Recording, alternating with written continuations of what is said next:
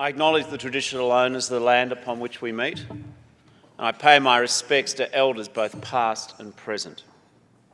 And welcome back to Parliament, and it's great that you could have me back for breakfast. CEDA has a long and proud tradition of taking the long-term view, of bringing intellectual rigour to some of the big questions. And at this conference, you're turning your focus to the future of our most rapidly changing economy. Now, we live in a time, in a moment, where I believe that many of our fellow Australians feel forgotten by change and unrepresented in decision-making. Many look upon the chambers on either side of this hall less of an arena where we compete for the interests of people, and more perhaps as a hothouse where nothing grows. Now, this is by no means uniquely an Australian phenomenon. Last month, in September, I visited Canada and the United States. I met with leaders of the centre-left parties from Europe and North America. The two topics dominated the formal presentations and the informal discussions on the margins of the conference. The first was, how do we make change work in the interests of middle and working class people? It was a little bit of an eye-opener for me talking to the Prime Minister of Sweden or the Vice-Chancellor of Germany, or leaders in France or Canada or the United States. And whilst we may care to believe our debates in the Antipodes in the South may be different to those in the North, there is more similarity in our political debates than perhaps we would first assume. And this question of how we best represent the interests of a squeezed middle class, of a middle class feeling under pressure, and of a working class not quite sure how they can better themselves and their children's lives. This is indeed a big topic in first world nations. But there was a second major issue too, which was discussed, perhaps more informally. It was the prospect of President Donald Trump. This is a campaign which perhaps started as a de facto reality TV show, has grown into a circus, and has now gone beyond farce. Thankfully, with every passing day, with every ridiculous and disgusting remark that is uncovered, the possibility of a Trump administration fails. By his own words and his own actions, he has confirmed the worst fears of millions in the United States and beyond its borders, that he is entirely unsuitable to be the leader of the free world. What happens in the United States is ultimately a matter for Americans, but what happens in the United States ultimately affects many of us. Trump, like some of the more extreme people in Europe, like extremists from every point on the political compass, left and right, draw power from people who have felt the rough edges of globalisation and economic change. Workers who've been outsourced, downsized, rationalised, families feeling the pinch of flat wages, widening inequality, falling living standards, marginalised and alienated groups being told that migrants, minorities, or big government, that they're all to blame. That is the low road of change. Lashing out. The myth of a strong man or a strong woman with simple solutions. We see the scapegoating. But we need to take, in fact, the other path, the high road. There are solutions to change. Skilling our people, investing in education, addressing inequality, promoting inclusion, demanding the equal treatment of women in our society. Today is the United Nations Day of the Girl Child. But why is it that little girls, even in Australia, have less chance than little boys in Australia? Now, this message of sustainable growth through improving equality. It was a message which I heard from the remarkable and charismatic Prime Minister of Canada, Justin Trudeau, from the amazing Mayor of London, Sadiq Khan, from the Mayor of New York, Bill de Blasio. But they also emphasised that our citizens cannot be discarded and left behind. It is not enough to simply promote change without explaining to our fellow citizens where they fit in. And in doing this, we need to win the argument. We need to overcome the false choices and the simple solutions, and the proposition that the only way we deal with change is that there have to be winners and losers, us and them. We need to recognise that the mantras of innovation, disruption, can be a confronting message for Australians in insecure work. We need to understand that when a lot of Australians hear the words automation, they think redundancy. That when many Australians hear the call for flexibility, they believe our system is very good at flexibility for employers, but not so good at flexibility for employees. People need to understand that many Australians appreciate that the calls for a low wage, easy to hire, easy to fire, deregulated labour market do not deliver and will not deliver hundreds of thousands of new quality permanent jobs. Now, of course, the analysis from CEDA and others has made clear that the march of technology in our workplace is unstoppable and it is unsentimental. Therefore, it is the job of policymakers and leaders of the Australian community to harness change and make it work for people's benefits. Making change work in favour of the 45% of Australia's current manufacturing workforce who have no post-secondary skills. People who came to this country in many cases, off the boat and into the factories, have given their all physically and emotionally for 20 and 30 and 40 years to be simply told there's nothing for them anymore, except perhaps the disability pension. These are people who are being stranded by innovation and change unless we help them retrain and reskill. The last Ford Falcon rolled off the line on Friday. It is worth, though, as we consider that, to look at how the Mitsubishi workforce fared 2 years after their plant was closed. Because we always hear the claims, well, Australia shouldn't be in the business of making cars. What about the people who make the cars? What about the auto component companies? We simply can't treat change as something which is a postcard as we move on to our next adventure and leave people behind. Let me tell you what happened to the Mitsubishi workforce. These are facts. 1/3 of the workers are back in full-time employment. That's good. But 1/3 are unemployed or out of the workforce. And 1/3 are underemployed, working casually or in jobs where they can't get enough hours. We cannot be surprised if more extreme solutions and more extreme politicians get the ear of people when you hear statistics such as the one I just read out about Mitsubishi.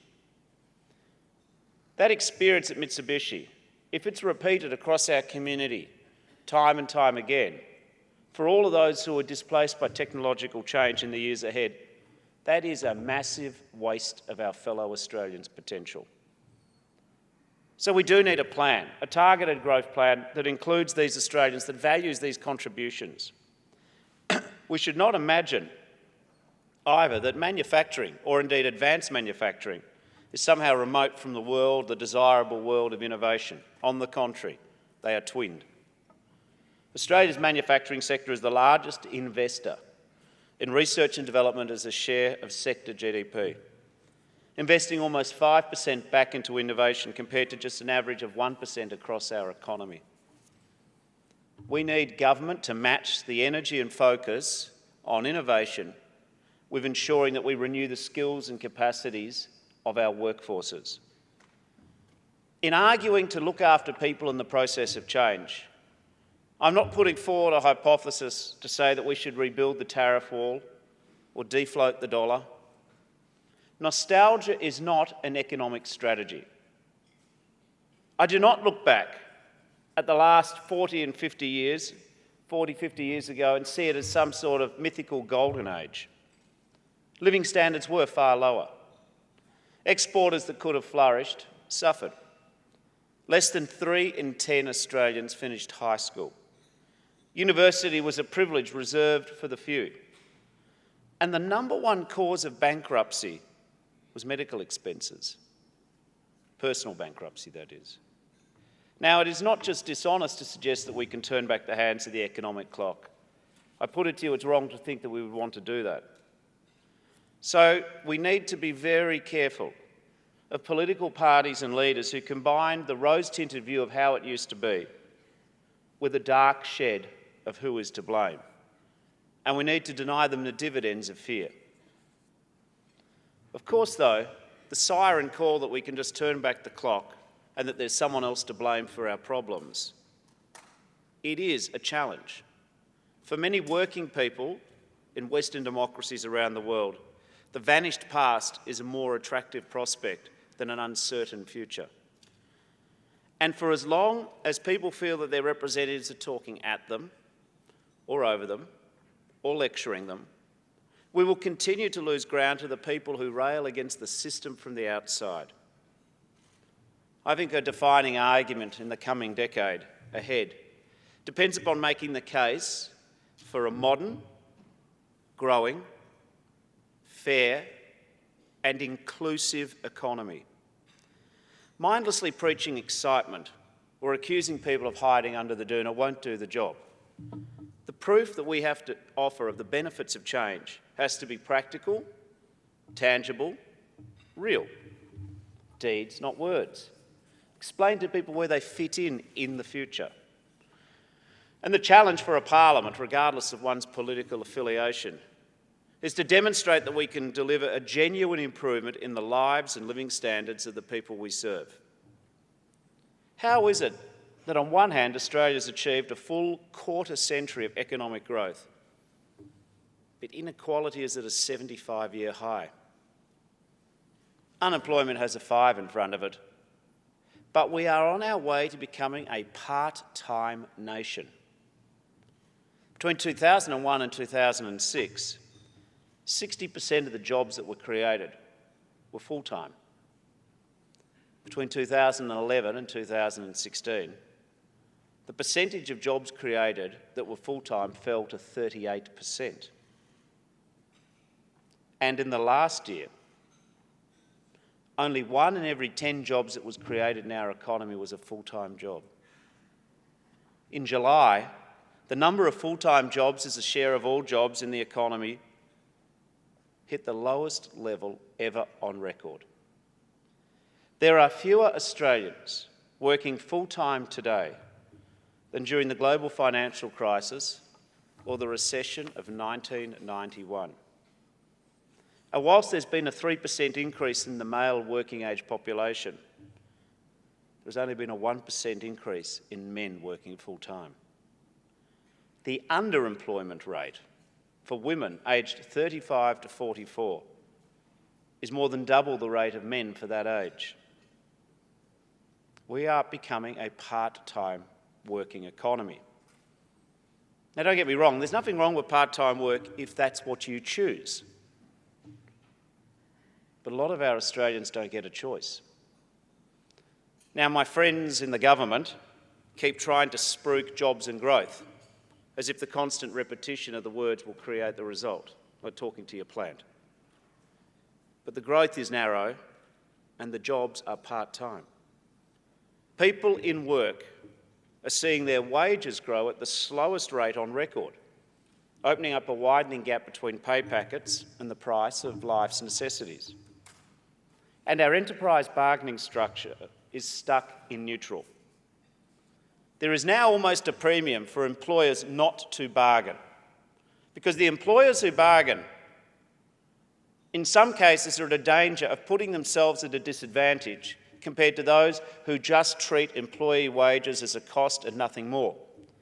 But if your enterprise bargaining structure is stalled, and for the first time we're seeing the number of Australians covered by enterprise bargaining declining, then what is going to drive productivity?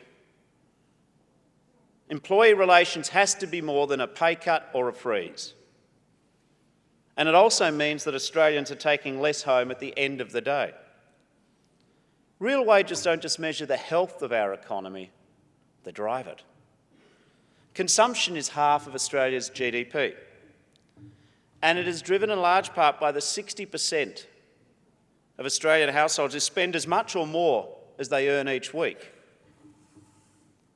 If working and middle-class families see their wages stagnate, or worse, witness the cut by the abolition of penalty rates, then demand suffers. Retail trade is lacklustre. In the last quarter, household consumption grew at its slowest rate in more than 3 years. So in order to restore sustainable economic growth, we need to build trust in an economy that delivers for working and middle-class people. Now, this means reforms that boost productivity growth, because you can't generate real income and wage gains without a stronger economy, regardless of distribution. And boosting productivity isn't just interfering in CFA negotiations in Victoria. It's a plan for workplace relations across the nation. But not only do we have to improve our productivity, we have to tackle inequality. Tackling inequality is not just a proposition about social justice. Tackling inequality is an economic tool. Because when you hollow out the middle class, when you undermine reward for effort, you only weaken demand and you hold back growth. I think along with productivity reforms and tackling inequality, I think there's a core challenge. We need to ensure that everyone who wants a job can find one. This is not only central to just boosting living standards, but critical to maintaining and upgrading the skills of our workforce. I also think that when we talk about tackling inequality and promoting fairness, we must also talk about reward for effort, offering reward for effort, encouraging aspiration. Aspiration is a word that I want to reclaim for the Labor side of politics. Because aspiration is owning your first home, not negatively gearing your fifth. Aspiration is knowing that you can look after your children when they're sick and afford the medicine and the doctor to help them get better. Aspiration is about being a student, becoming the first in her family to go to university. Aspiration is a young Aboriginal man in a ranger's uniform, applying his knowledge to care for our natural wonders. Aspiration is a mature age worker in their 50s, learning new skills for a new job. Aspiration is a superannuation system providing security in retirement for all, not just as a tax opportunity for the very fortunate few. Aspiration is a devoted couple, doting parents who deserve the right to get married. Labor is at its best when we speak for and serve these aspirations. We are more than a helping hand for the people who've fallen off the pace. We will be the party of fair reward for hard work, of opportunities earned by effort and by merit, not by postcode or gender or ethnicity. This is why we are determined, I am determined, to put the great Australian aspiration, home ownership, back in the reach of ordinary working people. Today, home ownership has fallen to its lowest ever level among middle and lower income families. This time next year, homeowners will be in the minority, with more than 50% of people renting because they cannot afford to get into the market. This issue also cuts across the generations as well as the income levels. In 1990, before Australia's last recession, a typical home in Sydney cost 5 times a young person's average income, annual income. Saving for the 20% deposit took about 3 years. It seems incomprehensible now, doesn't it? Now, the same home costs 15 times a young person's average income, and saving up to a 20% deposit takes nearly 10 years, and the parents. Are we honestly a nation who thinks that a tax break for property investors and speculators is more important than helping young families buy their first home? The secret of success of this country is a large, growing middle class with opportunities for those who are less well off to join it. And one of the great badges of the middle class of this country is the dream of first home ownership. This is how we help restore that sense of equilibrium to our political processes. But when it's getting harder and harder for Australians to support their families, to pay their bills, to start a business, to put a roof over their head, to save for retirement, the last thing our fellow Australians need is a lecture from some of the more well-off leaders in this country about living within their means.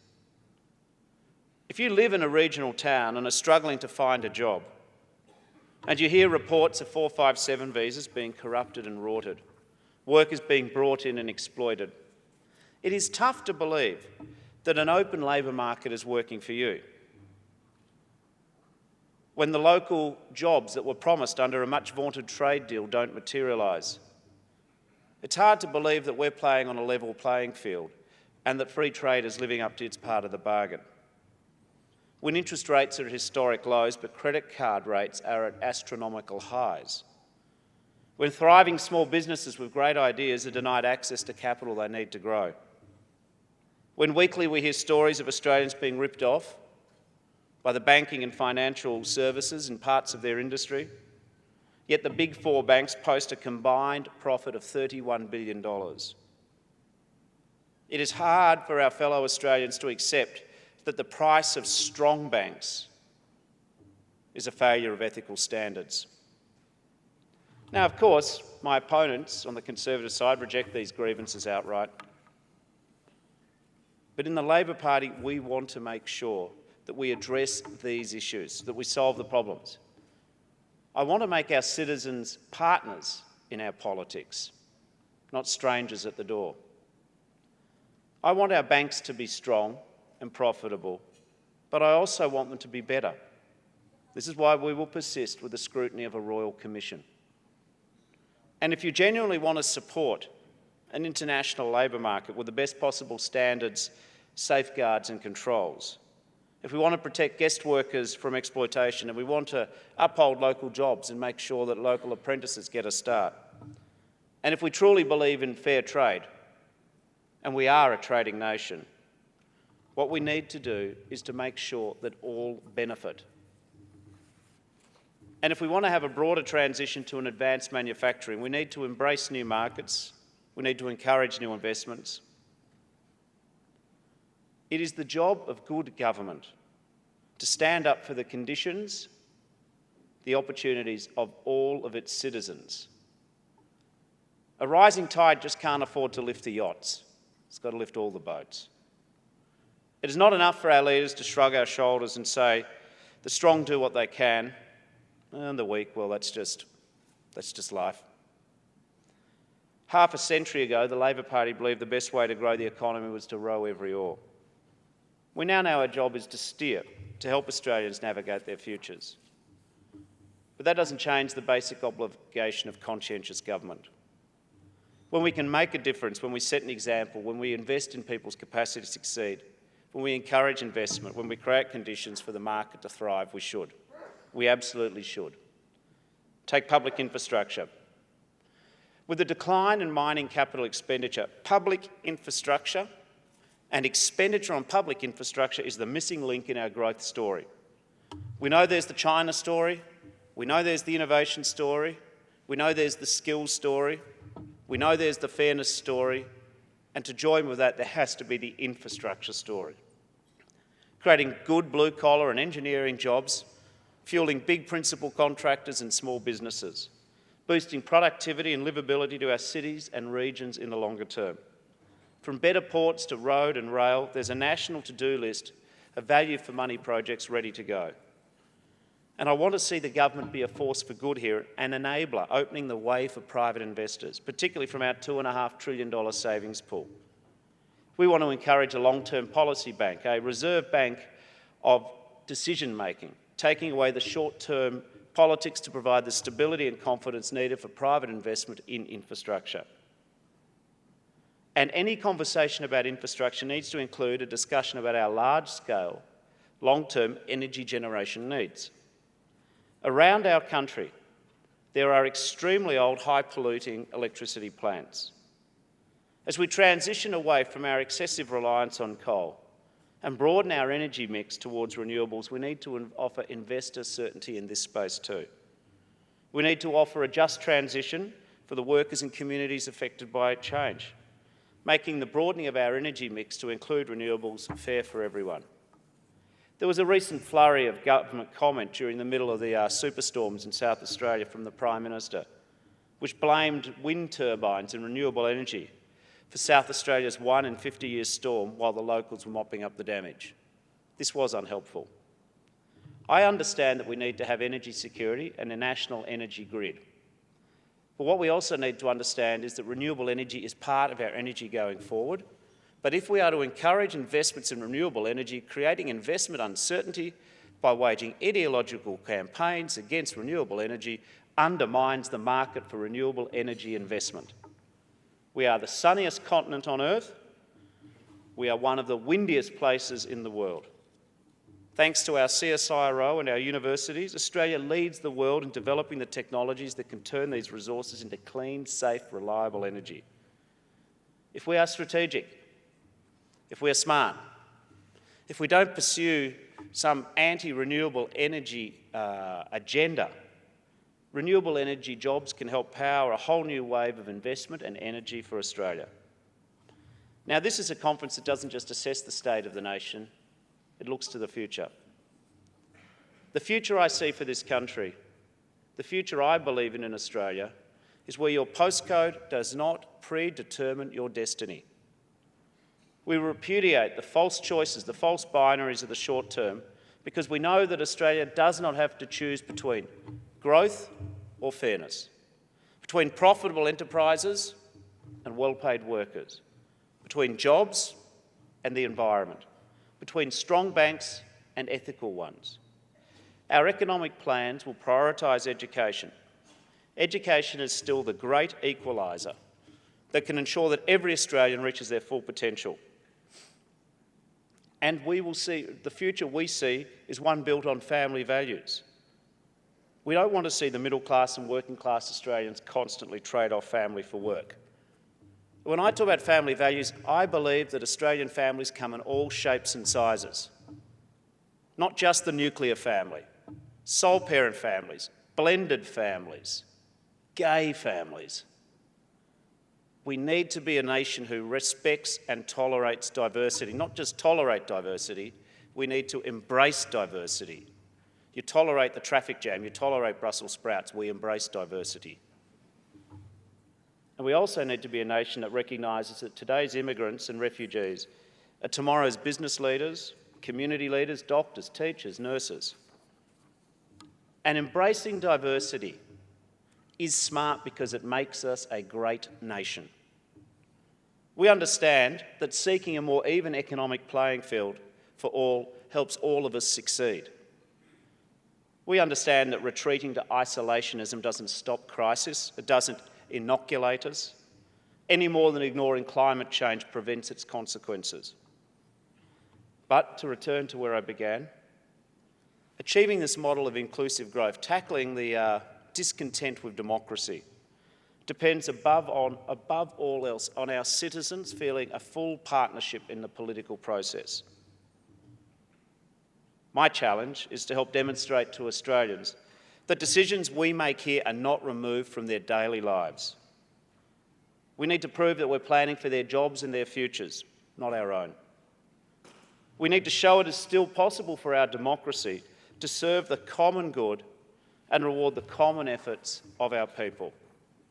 This is the key to making economic change work for all, building a stronger future of aspiration and fair reward.